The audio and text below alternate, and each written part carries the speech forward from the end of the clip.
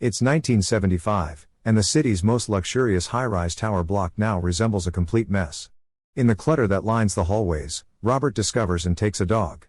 He encounters Steele while searching the trash for any leftovers, and he extends an invitation to join him and his deceased friend Cosgrove for a drink. Robert eventually roasts the dog's leg because he can't find anything to eat. 3 months ago, everything began.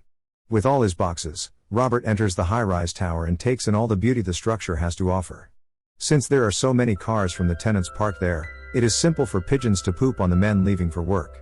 Talbot mocks Pangborn for becoming the pigeon's latest victim. Robert is sunbathing naked on his balcony one morning when his neighbor Charlotte accidentally drops her liquor bottle on his floor. Robert is scared by this, but Charlotte takes advantage of the opportunity to ogle his body and engage in some light flirting before inviting him to her party that night. When Charlotte's friend Wilder approaches to tell her that he hasn't yet given her a birthday gift, she pushes him away, saying that he's not her type. She also tells him to go to work, but Wilder responds that he isn't drinking enough to create art and attributes this to his wife not being able to provide for him.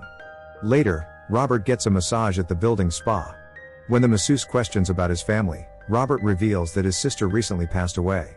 Afterward, he stops by the garbage chute, which has a warning saying that large bags belong in another area, but Robert drops his bag in anyway.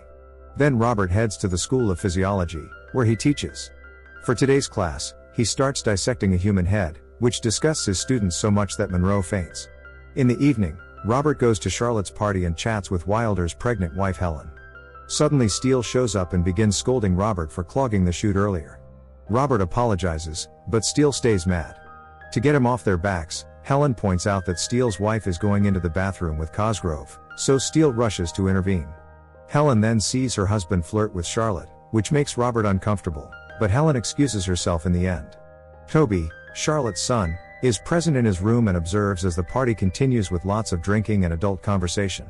Robert joins Charlotte at a pool party with Helen, her kids, and the tenants from the middle to lower floors the following day after calling the hospital to request a leave of absence. Simmons suddenly approaches him and says the building's architect needs to see him. Robert is taken to the magnificent penthouse of the building where he meets Royal, who explains that he wants to construct 4 more comparable structures around the nearby lake so that they resemble an open hand with the lake as the palm. The blueprint makes Robert think that it looks like a psychic event. Next, Royal shares that he had a car accident, but Robert immediately explains that he isn't a physiotherapist so he can't help Royal with his injury.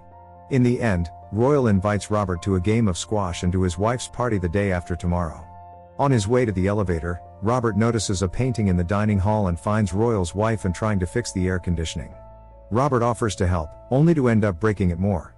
Later in the evening, Robert has dinner with Charlotte and they end up getting intimate on top of her balcony table. Charlotte explains that Royal never invited someone over since his accident, so Robert getting to see him was very unusual. She also knows that Robert's sister died, saying that she learned it because all the walls have ears. Their fun time is suddenly interrupted by Toby, but thankfully the babysitter quickly appears to take him to bed. Afterward, Charlotte tells Robert that they're done with their date. The next day, Robert goes to the grocery market and comes across a beautiful woman named Jane, who offers him an autograph. However, he doesn't recognize who she is, so she walks away, obviously offended. Then Robert asks the cashier about Jane and learns that she's a famous actress. After Robert leaves, the store's power connection begins failing. In the evening, Robert goes to Anne's party wearing his usual suit, only to discover that it's an 18th century costume party, which makes him feel out of place. Pangborn is chatting with Monroe's parents but also overhears Anne and Jane gossiping about him, so Pangborn comments on how Royal seems to want to colonize the sky. Robert tries to join the conversation, but Anne isn't happy to see him and makes fun of his clothes.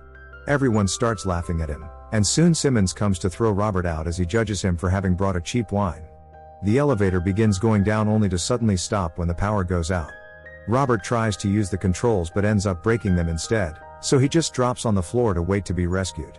The next day during their squash game, Royal asks Robert for the full story of the incident and apologizes as he explains that the building is still settling so it still has some flaws. Robert has heard a rumor saying that floors 1 to 12 lost their power for several hours, but Royal pays it no mind. Instead, Royal asks Robert about his relationship with Charlotte, but when his rude comments make Robert angry, he quickly changes the subject to share a theory. The tenants have forced themselves into strict categories and hide behind luxuries. Sometime later, the lower floor tenants complain about the lack of power, and when the caretaker says it's their fault for overloading the system, Wilder reminds him that they bought better conditions than this. However, the caretaker counterattacks by reminding Wilder that he is behind payments, so he isn't in a position to demand anything. Afterward, while Wilder is having a smoke, Robert tries to explain that it's pointless to get Royal's attention over their situation and even admits he pities the old man, which Wilder finds ridiculous. Meanwhile, Helen is stuck at home with the children, and when the news reports a prison riot, she switches the channel to prevent her kids from seeing it. At the medical school, Robert receives Monroe's medical reports revealing that he's in perfect health. However, since Robert thinks his student is too arrogant, he decides to teach him a lesson and tells him he has a brain tumor, which leaves Monroe speechless. Some days later, Wilder throws a huge party full of very loud kids as a way to protest against the building's inequality.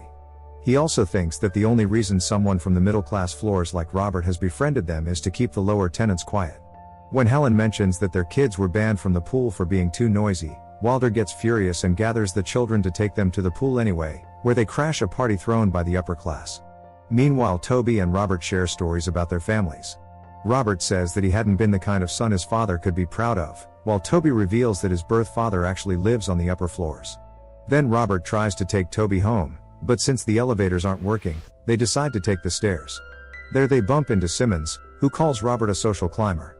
Suddenly, the power goes out in the entire building, including Royal's penthouse.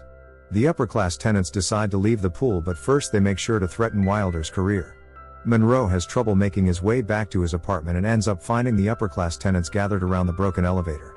He drunkenly bangs on the controls, but it's pointless. After taking Toby home, Robert goes to the pool to check on Wilder only to discover a dog is drowned during the chaos, which soon gets worse. Since the entire building is out of power, the lower floor tenants start a party in the corridor. Wilder joins the party and tries to hit on a drunk woman, but her husband quickly takes her away, which angers Wilder and causes him to beat the man up. Talbot and Charlotte discuss if they should stop him and decide it's better to stay away from it. It's Robert who ends up trying to stop the fight, only to get hit in the face. Wilder encourages Robert to get wild, and after some hesitation, Robert decides he may as well have fun too. Meanwhile, a drunk and depressed Monroe goes to the balcony to self-delete. The following morning, Robert tries to get ready for work, but when he turns on the faucet, water doesn't come out. Charlotte is there lamenting Monroe's death and wondering why Robert hasn't unpacked his boxes, but Robert doesn't answer.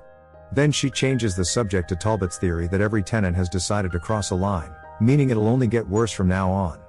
Suddenly, Wilder starts banging on Robert's door, demanding to be introduced to Royal.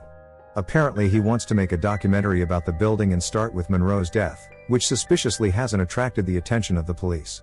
However, Robert doesn't answer the door because he thinks Wilder is slowly losing his mind.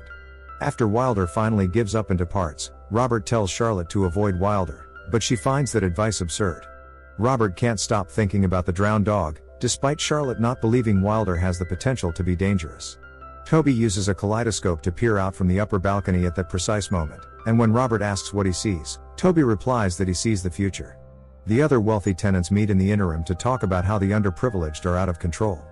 Pangborn's main point is that they should demonstrate to the tenants on the lower floors that they can host better parties and have complete control over all necessary resources. Helen informs Wilder that he's never home, but Wilder ignores her and begins gathering equipment for the documentary in his apartment. Helen reminds Wilder that they need money before he leaves, but instead of offering to help, Wilder simply takes the few bills off the table. Robert feels bad for lying to the young man when he sees the car where Monroe crashed in the parking lot. Robert tries in vain to locate his own car, so he is left with no choice but to return to his apartment. Meanwhile, Steele keeps on trying to unclog the chute, which has become almost an impossible task. At the penthouse, Anne gets tired of the chaotic situation and decides to leave, but Royal forbids her and even slaps her, causing Anne to point out that it's the first time he touched her in months. At that moment, the elevator opens and Royal finds his dog injured inside. During the following days, Robert doesn't know how to deal with his current situation and ends up sleeping in his office. He spends his time doing exercise and working, only going home to change clothes. Meanwhile, the chaos in the rest of the building keeps getting worse and the tenants become wilder by the second. To make matters worse, the maintenance crew refuses to work, so the building slowly gets filled with garbage bags and the supermarket gets emptied. One day, Robert goes to the building to grab some paint from his apartment and discovers Wilder is truly making a documentary of the building with the help of Talbot. While they describe how tenants have become savages, suddenly Pangborn, Simmons, and Cosgrove show up to accuse Wilder of instigating all the chaos and proceed to beat him up while Talbot continues filming. When Robert tries to leave, two men try to take his paint can, and a scuffle ensues while others watch without caring. After lots of struggle, Robert wins and takes the paint, but the crowd goes actually wild when Wilder is defeated. Then Robert returns to his apartment and distracts himself by painting the walls. Meanwhile, Helen takes Toby to Talbot's place, but she doesn't find him because Pangborn has taken him captive. The chaos is becoming too dangerous, so Helen has no choice but to leave her children in a room where the other mothers and children are hiding. Then Helen goes to Robert, who happily shows her his apartment's new color, only for the conversation to turn into intimacy. At the penthouse, Royal is trying to work but keeps getting distracted by the group of people that have invaded his house and are using it as a love hotel. When Simmons tells him that his wife is downstairs and Pangborn adds that she could easily get killed, Royal goes to the lobby where he finds Wilder, who has been thrown out of the building by Pangborn. Wilder doesn't know who Royal is and simply tells him to be careful. At that moment, a police officer knocks on the entrance and asks Royal if everything is alright, but Royal pretends he has things under control. Eventually Royal finds his wife, who's being forced to run on a conveyor belt by the lower floor tenants. Meanwhile, Wilder demands the key to the penthouse from Royal's former maid, but the woman suggests using Charlotte to bait Royal, implying that they used to have an affair. Then the maid gives Wilder a gun, claiming that it's his key to the penthouse. Back to Helen, she's still hanging out with Robert and shares that Charlotte mentioned he was the best amenity in the building, which Helen now agrees to. When Helen leaves, Steele notices her and suggests using her to barter for food, but Robert refuses. Helen tries to make her way to the children, however she gets captured. Meanwhile, Wilder is going crazy in Charlotte's apartment, and when she finally shows up, Wilder reveals that he knows that Royal is Toby's biological father. Then he drags Charlotte into Toby's room to take advantage of her. The next day, a beaten-up Charlotte is forced to serve Wilder food and liquor, but she still often looks over the balcony, hoping to see Robert. However, Robert is still inside and suddenly he receives a mysterious letter. In the penthouse, the upper floor tenants discuss Wilder's uncontrollable behavior, and Simmons shares that he asked Robert to lobotomize Wilder, but Robert insisted on making a psychological evaluation first. Pangborn is confident that they can convince Robert to do it, and, when he learns that everyone except for Cosgrove has taken leaves from their jobs, Pangborn is proud of them. Afterward, Royal can remodel the lower floors to their advantage. With the decision made, the men agree to butcher Anne's horse for dinner. Royal sarcastically asks Anne if she's still enjoying the party and she responds by slapping him while Talbot watches the whole scene. In the meantime, Robert goes through the hallway and finds some of the tenants watching a video of Cosgrove with Steele's wife and they decide to seek revenge. When Cosgrove comes home, the tenants immediately ambush him. Robert heads to Charlotte's apartment and finds Wilder, who laments leaving Helen because he can't control himself without her. Using this chance to take notes for the evaluation, Robert listens to Wilder explain that living in the high-rise requires a special behavior that he thought he was ready for. He also points out that self-contained people like Robert are the real danger because they're immune to psychological pressures.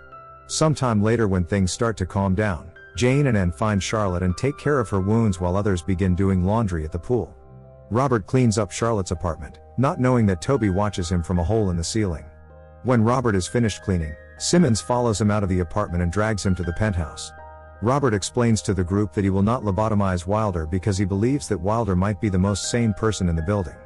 Pangborn, who is enraged by this disobedience, ties a makeshift wing around Robert's neck and prepares to throw him out before Royal enters and stops them.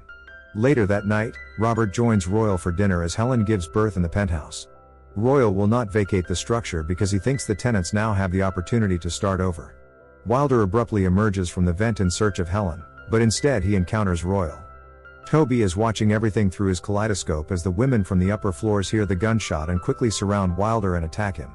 The following day, Helen and Robert assist with building cleanup, with Anne and the other women happy to look after Helen's infant. Robert reunites with Charlotte and wonders if the second high-rise building will also collapse in the same manner as the first one after cooking the leg of Royal's dog. Make sure to subscribe and turn on notification, so you can watch more videos like this.